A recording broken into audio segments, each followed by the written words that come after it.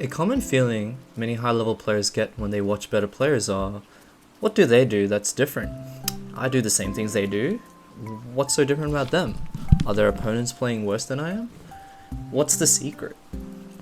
Say you saw your bracket and you were faced with versing a Link. You have a ton of matchup experience because your main practice partner is a Link main, and you know down to the T how to beat Link. All of his moves, the frame data, and what gimmicks. You go in with a game plan like punishing the boomerang with a full hop when you think he's going to throw it, and parry his nair because it's easy to time the parry and get a punish that way.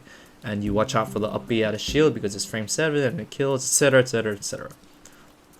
You go into the match, you start doing well, they're doing the boomerangs and you're jumping over them and getting good positions to punish them, and you're parrying nairs, things are going well.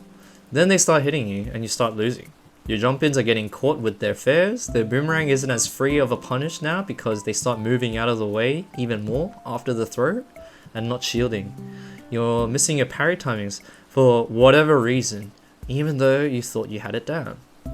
You lose the matchup and you start to rethink whether you really knew the matchup or not. So this kind of overconfidence might be something you don't think applies to you. The example is quite basic. But it may be more relevant in other more nuanced ways.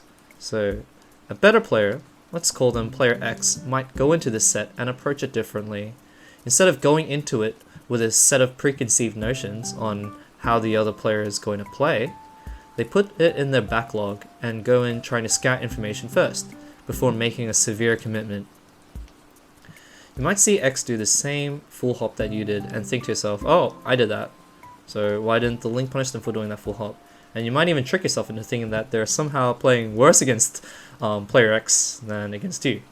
Maybe that's true, or maybe it isn't. You know, who knows? The reason X does the same option that you do, with different success rates, is because they carefully considered the right context with the right amount of data to know that this full hop at this point in time would have a good chance of working, and it pays off.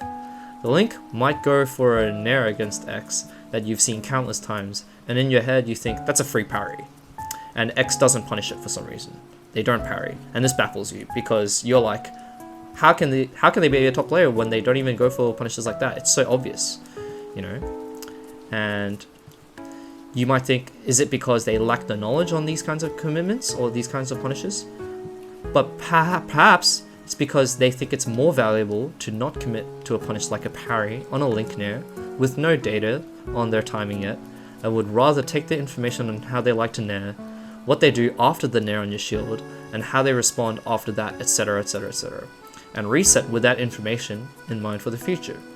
Just because you can punish something doesn't mean you always should. The philosophy of better players is understanding that every kind of punish, every kind of interaction won or lost, is a commitment of mental stack and a revelation of data.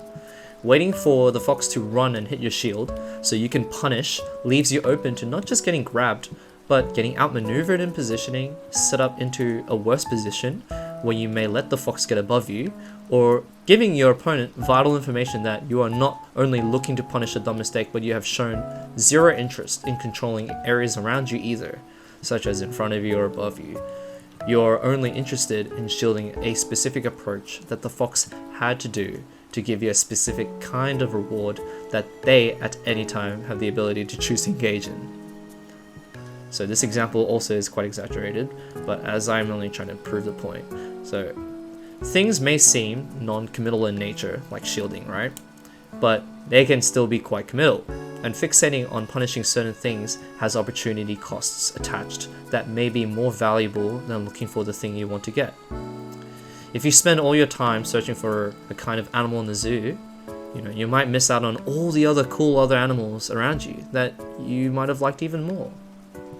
So this is why sometimes you'll find watching top players very strange, like they're missing out on certain punishes that seem free, or just ignore certain areas of the game that you normally would look to exploit in, because to them, these areas require more data to be worth exploiting. As committing to these interactions just because I have a hunch read, or it's good for me, has the added potential cost of, if I guess wrong, I lose my positioning, or they still can do a lot here, so I should see what they do instead of trying to punish one of these things. A common position this actually happens in is the ledge trap. People often commit to certain flowcharts early, even though guessing wrong means getting reversaled or giving up the information granted in the corner pressure game. And this is not to say that you shouldn't ledge trap, but you should frame your ledge trap with the understanding that if this doesn't work, it's as important to take note of that for the future, so I know I can maybe exploit this later on, and that's okay.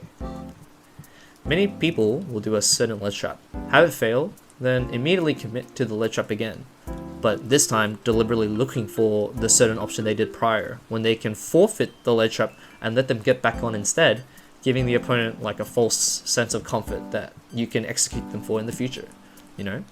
That's like a nice way of making a high variance situation less variant, while also retaining the potential for higher reward for you later on. And you might be wondering then, why then are there top level players like, Light, Proto, Shrix, Jix, who, will still do that really stupid evil Roy shot hop nair into me, or the 7th monkey flip in a row? What makes them different if they're just as aggressive as I am, Perhaps then those players enforce themselves onto you to see how you respond. If you can't swim, then you sink, and if you swim, then they know how you can swim. Top players who are aggressive still innately understand that data is above all the important factor that wins games. They simply go about collecting their data differently. Like a Riziasu may be a lot more patient and open to giving the opponent room to play with. Cola, on the other hand, may simply control a zone aggressively and make their focus on how you deal with that control instead. I'm not here trying to say that any singular style of play is better or worse, but rather that it doesn't matter how you actually play, so long as you can back up all the different decisions you make with the right kind of objective. The next time the person who lost to the Link plays against another Link, hopefully they will understand that it's not simply about enforcing preconceived ideas on how to beat Link's options, but playing in a way that allows you to build the right kind of information to be able to exploit some of Link's options when you have good reason to go for them in the future. Every player is going to be different, so you should make sure you can verse 10 different players who all play the same character and be able to beat all of them and differentiate all of them too. A final lasting statement, just to help paint the picture clear, is ask yourself whenever you play a game, am I hoping they get hit by this option, or do I know they will get hit by this option? And the reality of the game is that you will very rarely, if ever, know that they will 100% get hit by any option. But the closer you get to making every read or commitment 100%, the better chance you get of beating the opponent. And the objective is to build up to that certainty. Yeah. Thanks for watching or listening. This was pretty spooky for me. I'm not very good at making videos, as you can kind of tell by the lackluster editing and stuff. But I hope, my information got through. And yeah, maybe I'll do more of these in the future. Let me know in the comments, and please, if you like what you see, give it a like, maybe subscribe. Okay, bye!